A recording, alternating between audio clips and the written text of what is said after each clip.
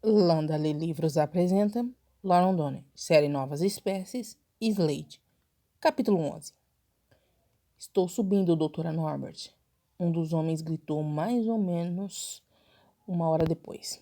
Trish se levantou e caminhou até a extremidade da caverna. A primeira coisa que notou foi que os dois corpos tinham sumido e que não conseguia nem mesmo ver sangue no chão. Parecia que alguém tinha derramado areia em cima das áreas manchadas, ocultando completamente as mortes. Trish observou o espécie de cabelo negro escalar facilmente em sua direção sem dificuldade em avançar pelo caminho íngreme. Quase sentiu inveja de sua agilidade e velocidade conforme se aproximava.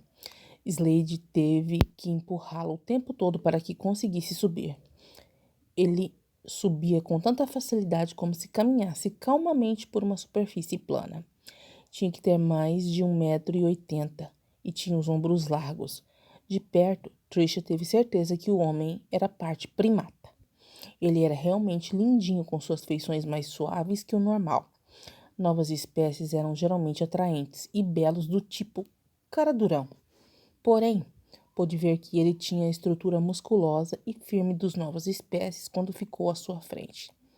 Seus traços eram quase adoráveis, com seus lindos olhos redondos e da cor de amêndoas e suas feições primatas. Era um lindo primata. Eu sou Ismael. Olá, doutora Norbert. Sussurrou ele baixinho quando se agachou na abertura, se equilibrando nos calcanhares. Era alto demais para ficar de pé dentro do buraco. Sorriu para ela. O helicóptero deve chegar aqui muito em breve. Eles andaram bem ocupados hoje transportando todos os humanos que capturamos. Tentamos não matar nenhum deles, mas ele encolheu os ombros. Alguns eram burros demais para viver. Como a doutora está? Estou bem. Tem alguma notícia de Slade? Ele sacudiu a cabeça devagar. Sinto muito, mas não. Ele é um dos nossos melhores e não há necessidade de se preocupar com ele. Ele pode tomar conta de si mesmo em uma situação extrema.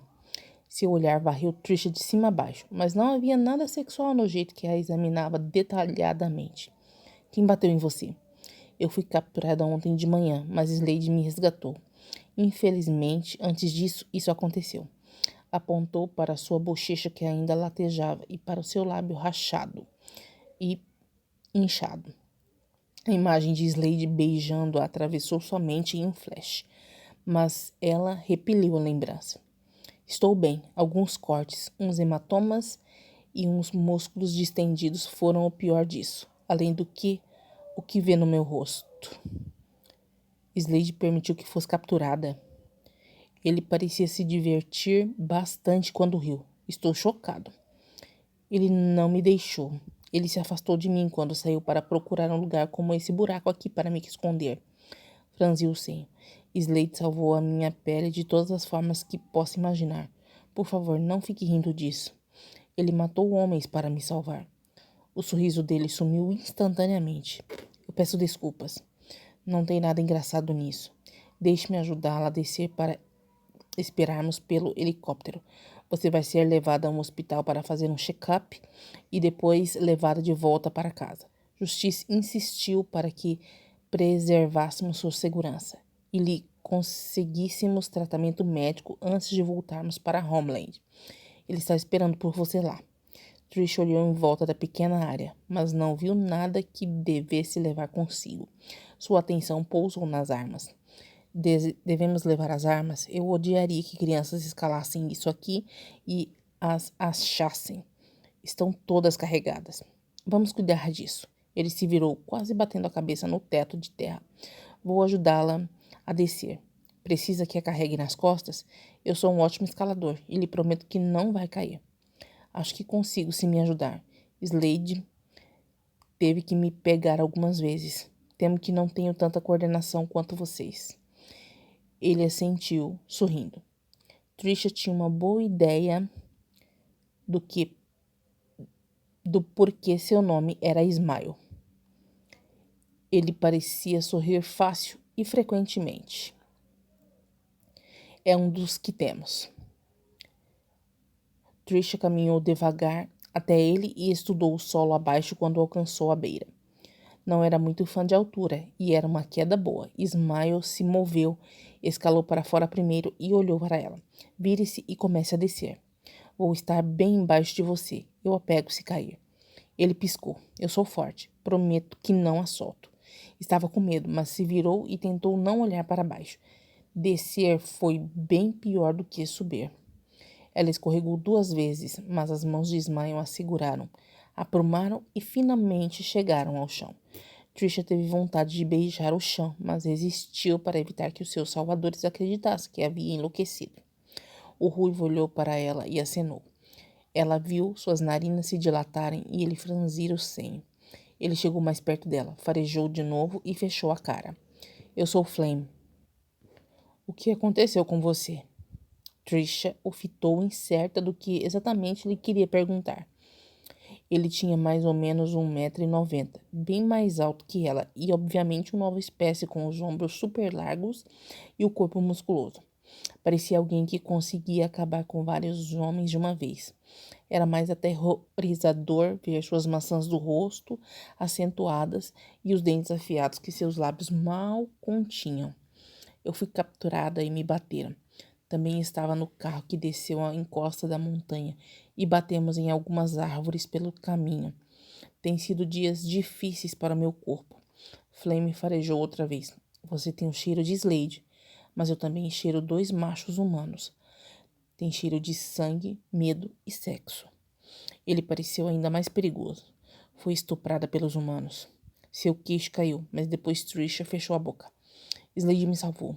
Estava um pouco abalada. Sabia que o olfato deles era incrível, mas era totalmente sinistro que o homem pudesse captar tanta coisa assim só cheirando. Deixava altamente desconfortável saber que eles tinham sentidos apurados a esse nível. Eu vou atrás dos 2 homens e os matarei. Flame piscou. Prometo isso a você. Eles não vão viver pelo que fizeram. O coração de Trisha martelou. Eles estão mortos. Slade cuidou disso. Flame virou a cabeça rápido, desviando o olhar. Ótimo. Vou dar uma de babá dos 4 palhaços que capturamos. Ismael, não deixe que ela saia de vista. Pode deixar. Ismael se virou para Trisha e examinou seu rosto. Por que não se senta? O helicóptero vai chegar logo. Trisha sentou. Já estava coberta por uma camada espessa de poeira e não ligava se ficasse com mais. Onde ele vai aterrissar? Ele hesitou. Não vai, só vai planar. Vamos amarrá-la e eles irão puxar. As árvores nessa área são muito densas para uma aterrissagem e não vamos nos arriscar tirando você daqui a pé. Vai ser moleza. Maravilha. Trisha se encheu de medo. Eu falei que tenho medo de altura? Ismael sorriu. É um ótimo modo de enfrentar o seu medo. Maravilha mesmo. Pouco tempo depois, ela ouviu um helicóptero à distância e o som ficou mais alto conforme se aproximava. Ismael ficou calado enquanto a observava, algo que tinha feito todo o tempo em que passou sentada ali. Ele finalmente virou o rosto e fitou o céu. Chegaram. Vai ficar bem barulhento. Eles vão descer as cordas e eu vou te amarrar. Você vai subir e alguém lá vai prendê-la em um assento. Você vai voar até o hospital e 2 dos nossos homens ficarão com você até que chegue em casa.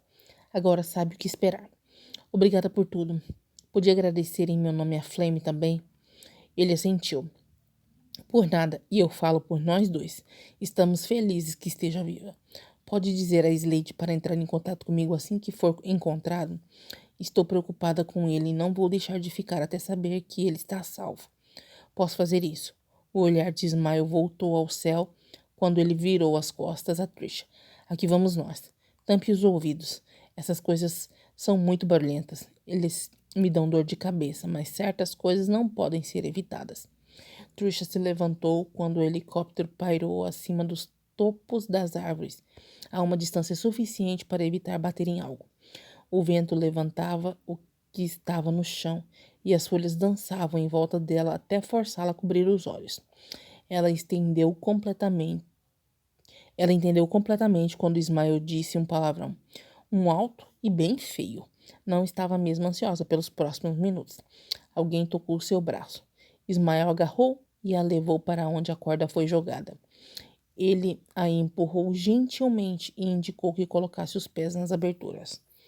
Ele levantou a corda até suas pernas e 2 cintos foram colocados em seus ombros, um último se fechando na altura de sua cintura. Ismael piscou antes de se afastar. Trish agarrou o equipamento de segurança com força quando Ismael deu um sinal para o helicóptero com a mão. As cordas apertaram quando ela subiu e tirou os pés do chão. Ela fechou os olhos com força e tentou não entrar em pânico quando o vento a balançou. Não os abriu até que alguém agarrou sua cintura. Olhou para baixo e viu que Ismael tinha coberto o rosto com o braço, sem olhar para cima. A pessoa segurando sua cintura trouxe para dentro da aeronave até que não pudesse mais ver o chão. Os 2 homens na traseira do helicóptero eram novas espécies. Eram caninos e já tinha visto os 2 em Homeland. Brass estava sério e ela não conseguia se lembrar do nome do outro. Eles a tiraram das amarras, fecharam a porta do helicóptero com força e a prenderam a um dos assentos. Brass lhe passou um par de protetor de ouvidos e apontou para os seus fones para mostrar como usá-los. O barulho do helicóptero foi abafado. Ela acenou de forma agradecida para Brass, achando que aquele nome não combinava com ele. Ele tinha cabelo castanho, era enorme com os ombros largos, por volta de 1,90 m, e tinha olhos bem escuros. O outro homem era um moreno de olhos escuros. Era quase um gêmeo de Brass. Brass sentou próximo a ela e o outro sentou no banco na frente deles. O percurso não foi longo até o helicóptero pousar na pista de aterrissagem de um hospital. Uma equipe médica se apressou com uma maca e ela teve um flashback instantâneo da noite em que Slade tinha aterrissado em sua vida. Porém, estava muito melhor do que ele esteve na época. Ela os deixou amarrá-la a uma maca sem protestar, já que estava mais do que ciente dos procedimentos hospitalares. Sabia que médicos eram os piores pacientes, tendo tratado alguns, e tentou esquecer que eram uma quando a equipe a apressou para dentro de uma sala de exames. Brass e o outro homem seguiram, permanecendo por perto. O médico de plantão estava no final dos 30, era atraente e parecia, com seu bronzeado dourado, passar muito tempo em um campo de golfe. Ele sorriu para Tricia. Eu sou o Dr. Evan Tauras. Qual é o seu nome? Eu sou a doutora Tricia Norbert. Ela o viu estremecer e sorriu. Juro que serei boazinha. Sofri um acidente rolando por uma encosta alguns dias atrás, sem cinto de segurança. É uma longa história. Eu sei que devia estar usando um e eu estava 1 minuto antes do acidente. Eu rolei dentro do carro, mas não fui arremessada. Então fui agredida ontem por um imbecil que me bateu no rosto algumas vezes. Não tenho dores nas costas nem no pescoço. Não aparento nenhum sinal de ferimentos internos. Fez uma pausa. Não tenho alergias e nenhum histórico médico, tirando a remoção de amígdalas que fiz quando tinha 10 anos. Não estou tomando medicamentos. Não fumo, bebo, nem uso drogas. Vou calar a boca agora e deixar que faça o seu trabalho. Um médico assentiu. Obrigado. Está tornando as coisas mais fáceis, na verdade. Mostrou algum sintoma de concussão? Mais ou menos. Se eu tiver uma... É mínima. Eu fiquei tonta depois do acidente, quando levei 2 murros no rosto ontem. Mas nenhuma visão embaçada, nem náusea. Eles pegaram o cara que fez isso com o seu rosto? O médico examinou sua cabeça. Pode-se dizer que sim. Ele está morto. O médico a estudou por um momento e assentiu. Você é a mulher dos jornais. Fico feliz que tenha sido encontrada. Ele se mexeu e abriu a boca para Tricia. Ela abriu a sua imitando-o, sabendo o que queria que fizesse. Ele a examinou procurando ferimentos orais, então o seu rosto, apalpando a área machucada. Tricia estremeceu um pouco, mas ficou parada. O médico desceu mais, enquanto ele e a enfermeira a examinavam visualmente. Ficou feliz por não a terem despido. Brass e o outro homem estavam dentro da sala de exame, atentos a todo movimento feito, já que a estavam protegendo. O médico olhou de boca aberta para as novas espécies algumas vezes, parecendo levemente irritado e intimidado. Tricia entendia a razão e queria lhe assegurar que tudo estava bem. Atentaram contra a minha vida e eles precisam ficar aqui. Peço desculpas se lhe incomoda por ter uma plateia. O Dr. Evan Towers assentiu. Sem problemas, é que eles são muito grandes. A voz dele virou um sussurro. Nunca os vi pessoalmente, mas eles parecem menores na televisão. São muito fortes. Trisha sussurrou de volta. Eu sei. Eles também têm uma audição excepcional. Sussurrem um oi para eles. O médico virou a cabeça para encarar os dois homens. Brass piscou para ele e estirou os músculos. O outro nova espécie tinha a cara fechada, mas acenou. Trisha teve que lutar para não rir quando o rosto do médico corou levemente antes dele voltar a atenção para a enfermeira e listar uma série de exames que queria que fizesse. Queria raio-x? Não achava que precisava, mas não protestou. Era a sala de exames dele, ele quem mandava, e não queria ser uma chata. 2 horas depois, eles a liberaram com uma prescrição de um anti-inflamatório para o joelho, alguns analgésicos para o rosto e antibióticos porque tinha alguns cortes abertos. Tinha considerado pedir por uma pílula do dia seguinte, mas não estava preocupada com o que aconteceu entre ela e Slade. Sem a ajuda médica, estava bem certa de que não poderia ter engravidado, mesmo que não tivesse se protegido. Não tinha uma loja de conveniência por perto para comprar camisinhas, e desde que Trisha não era sexualmente ativa, não estava tomando pílula. Brass e Hadley, esse era o nome do outro oficial, Oni, a levaram até a farmácia do hospital para apanhar os remédios. O helicóptero os apanhou 5 minutos depois. Ninguém tinha notícias de Slade. Trisha cochilou quando o analgésico fez efeito. 1 hora depois, eles aterrissaram em Homeland, e quando Brass a ergueu nos braços para carregá-la do helicóptero, ela acordou. Está a salvo, relaxe. Ela não pediu que a colocasse no chão. Ele parecia carregá-la sem esforço do jeito que Slade carregava. Eles eram muito fortes. Obrigada. Justice North esperava em um jipe por perto. Ele deu uma olhada em Trisha e de fato fez uma careta. Brass se recusava a colocá-la no chão até deixá-la no assento do passageiro do jipe de Justiça. Ele e Harley entraram atrás e Justiça se dirigiu em direção à sua casa. Nem sei como começar a me desculpar por tudo que aconteceu, Trisha. Isso foi puramente um ataque contra as novas espécies e você foi envolvida por associação. Não é culpa sua. Você não é os idiotas que nos tiraram da estrada nem que decidiram que seria divertido nos caçar como se fôssemos servos. Obrigada pelo helicóptero e por mandar Brass e Harley tomarem conta tão bem de mim. Tem alguma notícia de Slade? Justiça sacudiu a cabeça. Nossas equipes ainda estão por lá. E cercaram mais 8 daqueles homens que estavam lá atrás de vocês. Vamos entregá-los para as autoridades locais assim que os encontrarmos. Ficamos muito empolgados quando conseguimos autorização para mandar nossas próprias equipes vasculhar a área. Brass bufou. Eles ficaram bem felizes em nos mandar para lá, ao invés de irem eles mesmos. Justiça se sentiu. Foi assim. Éramos mais equipados para fazer buscas na área de floresta do que eles, e com uma força efetiva bem menor. Eles não queriam aqueles fanáticos malucos atirando no traseiro deles, disparou Harley. Eles nos deram jurisdição para entrar e limpar a bagunça. Não vamos ganhar nenhum crédito por isso, eles que vão levar. Mas a força policial local não correu perigo. Justiça olhou para Trisha e franziu bastante quando aspirou o ar. Não disse uma palavra, mas Trisha notou quando ele aspirou de novo. Ele de repente pareceu muito bravo quando estacionou o jipe na entrada de sua casa. Ela viu uma guarda de pé em seu portão, mas ele não era nova espécie. Fique aí, Justiça lhe ordenou. Eu o mandei na nossa frente porque sabia que você perdeu as chaves no acidente. Recuperamos suas chaves e bolsa.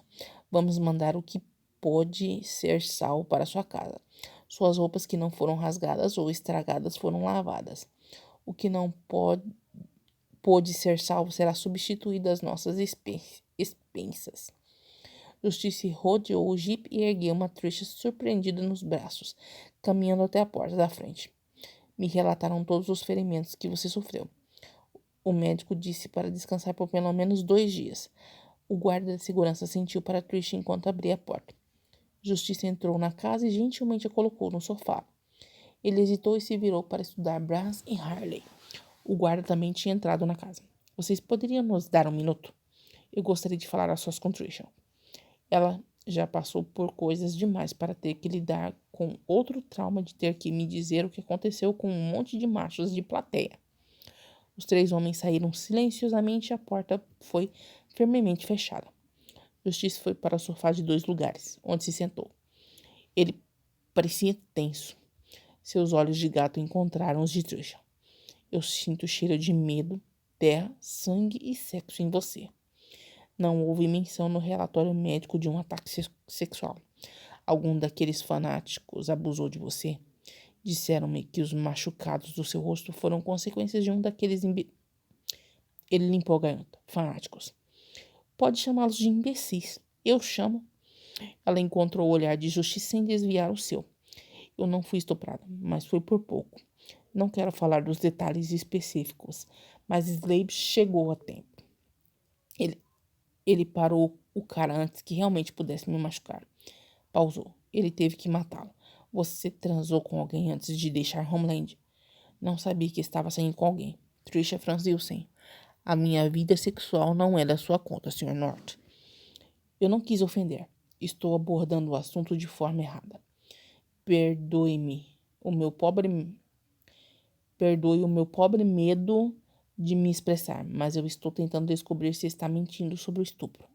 Você trabalha e não sai de Homeland. Estou ciente de todos que entraram e saem desses muros. Você fez sexo com alguém porque estou sentindo o cheiro. Claro que sinto o cheiro de Slade e de outros 2 homens humanos. Você também tem o cheiro de Brass e o meu. Mas ele está fraco porque só a carregamos nos braços. Eu sei que Smile a tocou para ajudá-la a descer da montanha. Como diferencia entre humanos e novas espécies também? Ele a observou com cautela. Novas espécies? É difícil de explicar. Simplesmente consigo saber a diferença. Um cheiro de macho é familiar. Eu só quero saber a verdade. Se você foi abusada sexualmente. Não fui. O cheiro familiar que pode estar sentido é provavelmente do motorista do utilitário, Bart. Eu não sei o sobrenome. Ele foi ferido na queda e eu o toquei bastante para verificar seus ferimentos. Ele está morto, não é? Slade e eu ouvimos os tiros depois dele se recusar a deixar a cena do acidente. Ele achou que aqueles homens não o machucariam porque ele era humano. Tentamos dizer que eles iam matá-lo, mas ele se recusou a nos ouvir.